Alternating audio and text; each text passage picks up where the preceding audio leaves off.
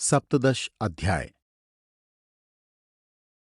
विष्णु महात्म्य और स्तोत्र के बाद अब मैं तुम्हें भक्ति कीर्तन के महत्व के विषय में बताता हूं, क्योंकि भक्ति के द्वारा सब कुछ प्राप्त किया जा सकता है।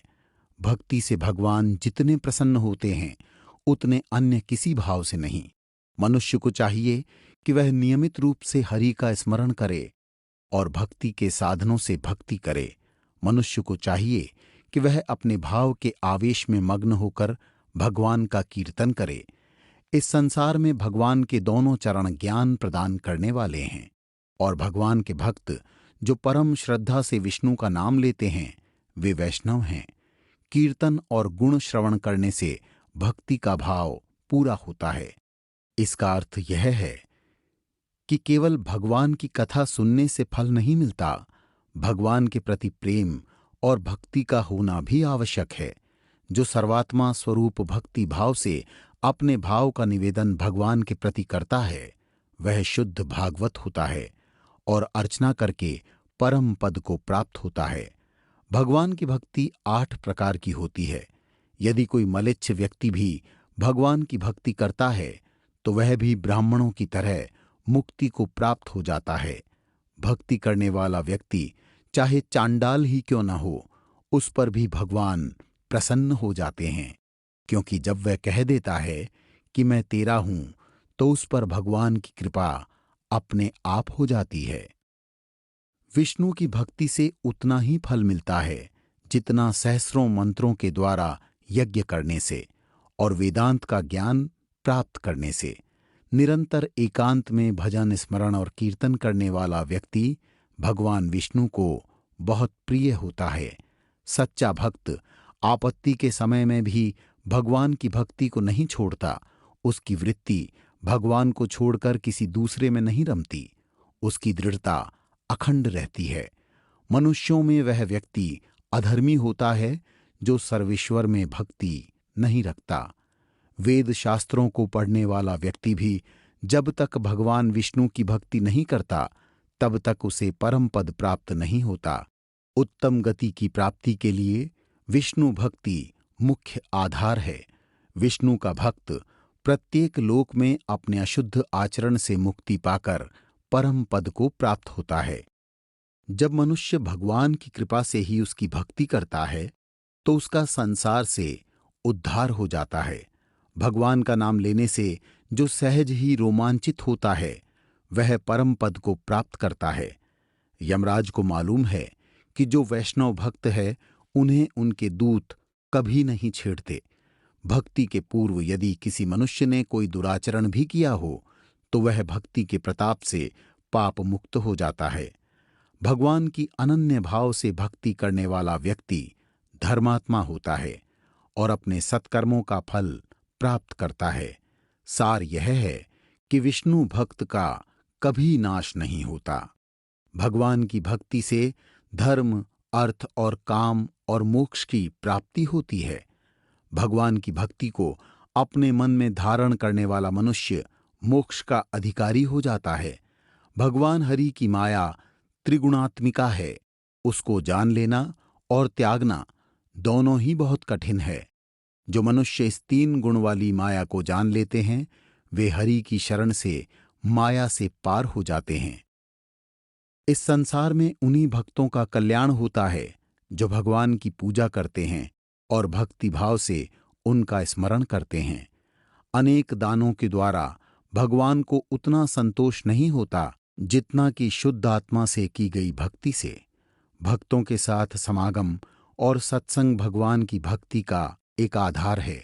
यह सारा संसार विष से भरे हुए घट के समान है। इसमें भगवान के भक्तों की संगति ही रक्षा करती है।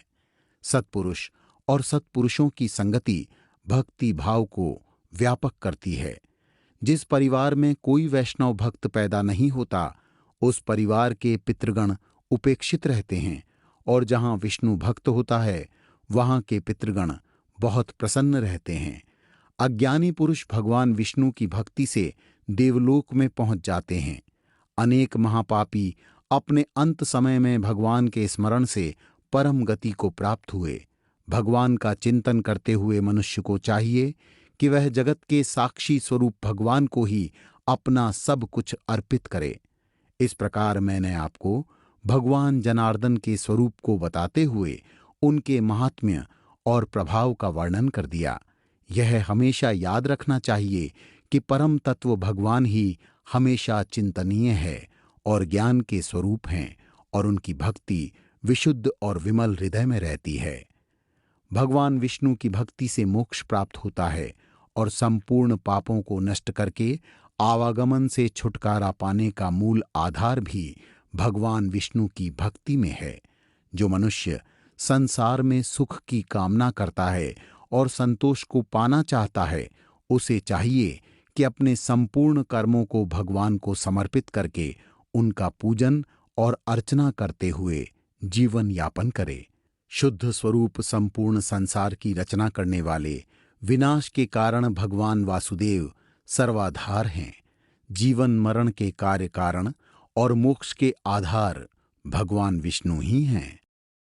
भगवान ने गरुड़ जी के पूछने पर कहा कि धर्म का सार अत्यंत कठिन है, किंतु यह पापों को दूर करने वाला और मुक्तिदाता है। किसी तत्व के प्रति दुख का अनुभव करना धर्म बल और श्रुति का नाश करने वाला होता है। अतः मनुष्य को शोक का परित्याग करना चाहिए। मनुष्य के बंधु बांधव, पति पत्नी, सब कुछ कर्म ही है। दान ही राज्य और स्वर्ग है। अतः दान अवश्य करना चाहिए। दान करने से मनुष्य के प्राणों की रक्षा होती है।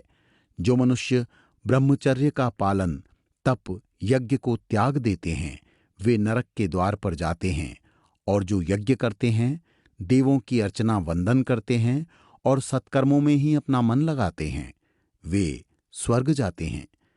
कोई भी व्यक्ति किसी मनुष्य को न सुख दुख दे सकता है, न इनका नाश कर सकता है। सुख दुख देने वाले और नाशक केवल कर्म हैं। प्रत्येक मनुष्य अपने किए कर्मों के अनुसार ही सुख दुख भोगता है। जो मनुष्य धर्म का आचरण करता है, वह दुखों का नाश कर देता है। मनुष्य के जीवन में लोभ और क्रोध उसे संकट में डालते हैं। लोभ से मोह माया उत्पन्न होती है। लोभ से ही द्रोह जन्म लेता है। लोभ मनुष्य का सबसे बड़ा दोष है। इससे माया, मत्सर, अभिमान पैदा होते हैं। इससे दूर रहने वाला मनुष्य शांति प्राप्त करता है। लोभ से रहित, काम क्रोध से हीन व्यक्ति परम पद को प्राप्त करता है। धर्म से परिपूर्ण पुरुष की पूजा तो देव, गंधर्व भी करते हैं। मनुष्य का परम श्रेय 3 स्थितियों में रहता है। 1. प्राणियों पर दया करना। 2. इंद्रियों को नियंत्रण में रखना। 3. सब प्राणियों में अनित्यता की धारणा रखना।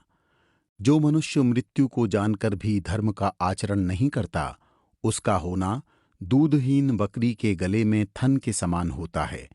जो पुरुष दानी होता है, वह भ्रूण हत्या, परस्त्री गमन, पिता का वध, गौ हत्या, ब्राह्मण हत्या जैसे पापों से भी छुटकारा पा लेता है। दान में सर्वश्रेष्ठ दान कौन सा है? यह पूछने पर भगवान ने कहा कि गोदान उत्तम दान है। जो पुरुष न्याय से प्राप्त गौ का दान करता है, वह अपने कुल का उद्धार करता है। गौदान के अतिरिक्त अन्नदान का महत्व भी अधिक है। अन्न से ही संपूर्ण चराचर धारण किया जाता है। अन्नदान अत्यंत उत्तम दान है। अन्य महत्वपूर्ण दानों में कुछ दान इस प्रकार हैं। 1. कन्यादान देना। 2. वृष का उत्सर्ग करना। 3. हाथी, घोड़ा, रथ का दान करना। 4. तीर्थों में संकल्प से दान करना। 5. रक्तदान। ये सभी दान मनुष्य के जीवन को परम तत्व की प्राप्ति में सहायक होते हैं। इसके साथ कुछ अन्य कार्य हैं जिनका फल मोक्ष प्रदाता होता है। 1. कुआं तालाब बनवाना। 2. बगीचा बनवाना। 3. इन कार्यों से मनुष्य की आत्मा स्वच्छ हो जाती है। कहा गया है कि तीर्थों का सेवन तो समय आने पर ही उत्तम फल देता है, किंतु सत्संग, सज्जनों का सेवन, समागम तुरंत लाभ देने वाला है। मनुष्य को यह समझ लेना चाहिए कि तप, दया, क्षमा, संतोष, दंभ, सत्य, ज्ञान, श्रमदान, ये सब मनुष्य के सनातन धर्म हैं। जो मनुष्य इन सनातन धर्मों का पालन करता है उसका लोक और परलोक सुधर जाता है। भक्तिभाव से जो मुनि सदाचरण का पालन करते हैं वह भगवान विष्णु को प्रसन्न करता है, और इसके साथ संध्या उपासना करके जो मनुष्य धर्म, अर्थ, काम और मोक्ष देने वाले भगवान विष्णु की आराधना करता है वह परम पद को प्राप्त करता है। भगवान ने कहा कि सतयुग में धर्म के 4 पाद होते हैं, जिन्हें सत्य, ज्ञान, दया और तप कहा जाता है। इस युग के अंत में अत्यंत प्रतापी राक्षसों का नाश किया गया। त्रेता युग में धर्म के 3 पाद रह जाते हैं, सत्य, दान और दया। इस समय मनुष्य युद्ध करते थे और संपूर्ण संसार क्षत्रिय कर्मों से परिपूर्ण होता था। इस युग में मनुष्य की आयु 1000 वर्ष होती थी।